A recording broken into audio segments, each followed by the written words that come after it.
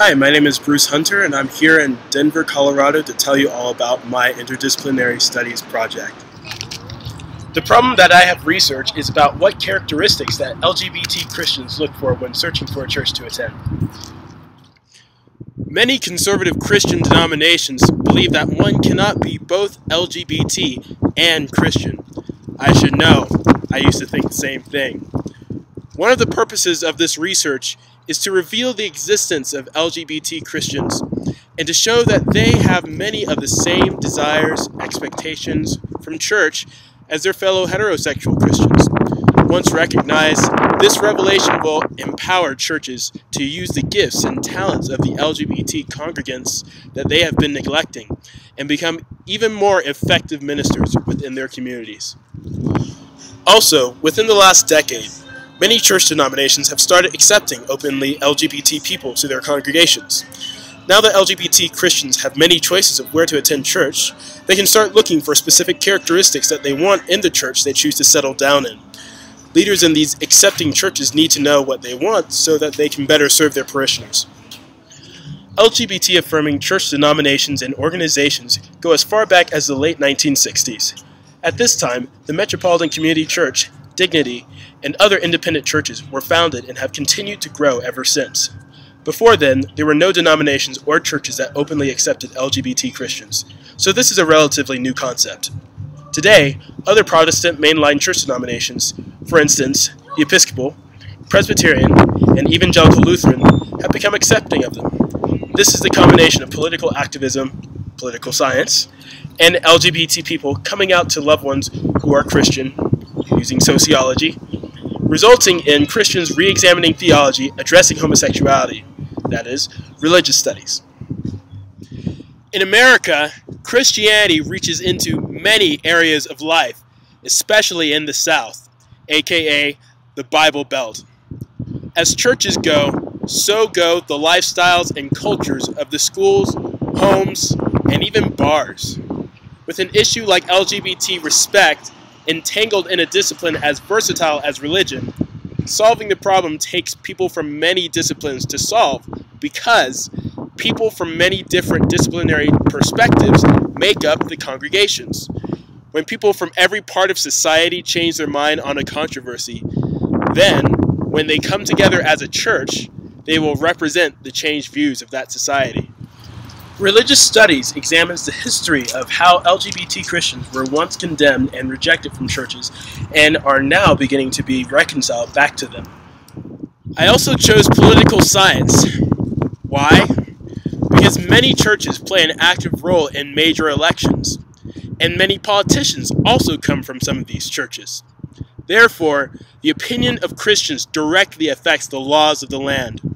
LGBT Christians are perplexed in a dilemma because they identify with both the gay rights movement and the Christian church at the same time, which are sometimes at odds with each other, depending on which Christian movement they're a part of.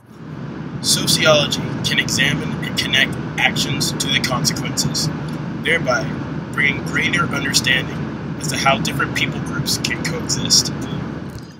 Interviews proved to be the most direct way for me to find answers to my research question. Boston's article, from Political Science, showed me that Christians are a major power force, politically, in America. They organize and form groups to enforce their views into law. The vast majority of voters, and many politicians, identify as Christian.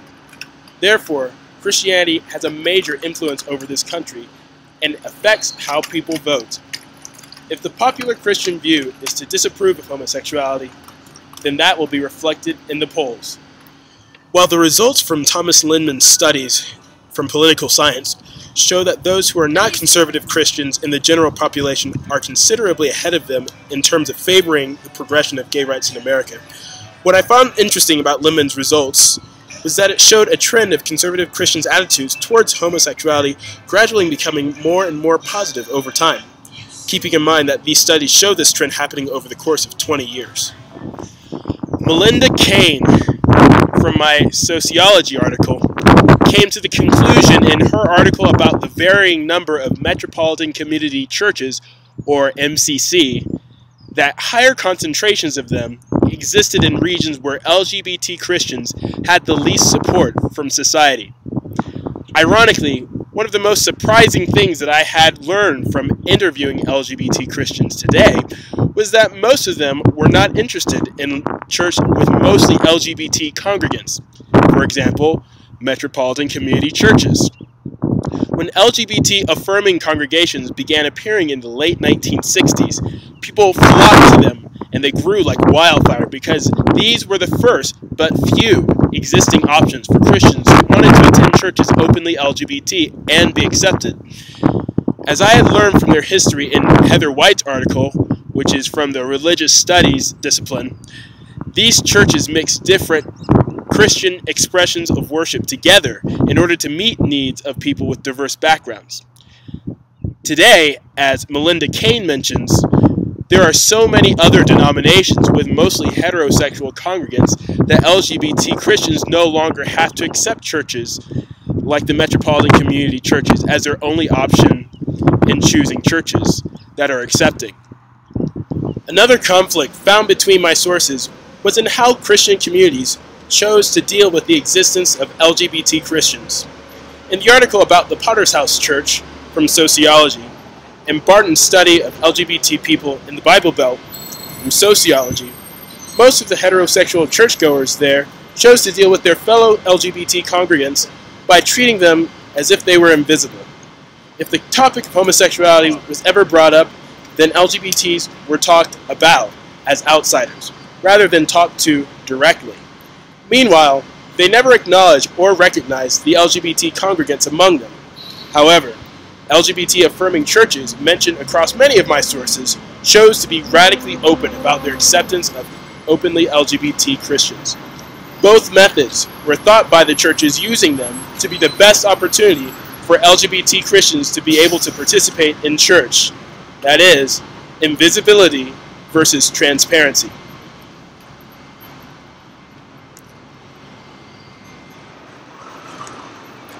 The one thing that I can say all of my sources have in common, whether supportive or not of LGBT Christians, is that LGBT Christians are a topic of discomfort, controversy, and seldom acknowledged.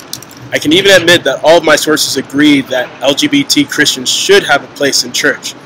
It's how churches deal with them in church that differs, i.e., invisibility versus transparency. Since the topic of LGBT Christians is seldom acknowledged, this definitely needs more research. In this invisibility versus transparency argument, I believe that churches can best serve LGBT Christians through transparency because it has a direct rather than indirect approach to bringing understanding and solutions to the problem. To put it bluntly, ask LGBT Christians what characteristics they are looking for in a church.